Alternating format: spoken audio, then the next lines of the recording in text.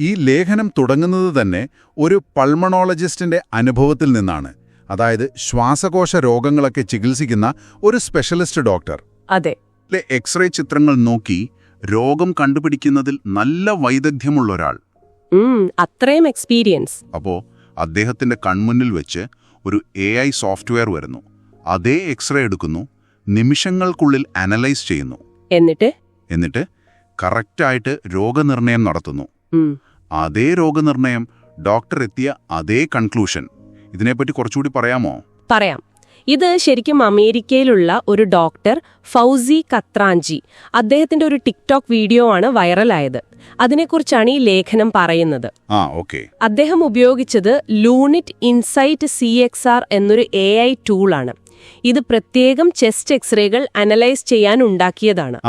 അപ്പോ അദ്ദേഹം ഒരുപാട് സമയമെടുത്ത് വളരെ ശ്രദ്ധിച്ച് ഒരു ന്യൂമോണിയയുടെ പാറ്റേൺസ് ഒക്കെ എക്സ്റേയിൽ കണ്ടുപിടിച്ചു. അതേ കാര്യങ്ങൾ, അതേ പാറ്റേൺസ്, മറ്റു സൂചനകള്, ഇതെല്ലാം ഈ AI സോഫ്റ്റ്വെയർ സെക്കൻഡുകൾക്കുള്ളിൽ സ്ക്രീനിങ്ങിനെ അടയാളപ്പെടുത്തി കാണിച്ചു കൊടുത്തു.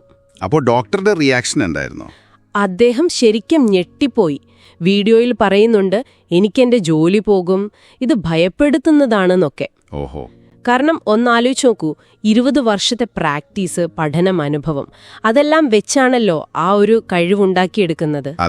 ആ കഴിവിനെയാണ് ഈ AI ഇത്ര പെട്ടെന്ന് ഒരു നിമിഷം കൊണ്ട് കോപ്പി ചെയ്യുന്നത്. അത് കാണുമ്പോൾ ആർക്കായാലും ഒരു ഞെട്ടലുണ്ടാവും. ശരിയാണ്.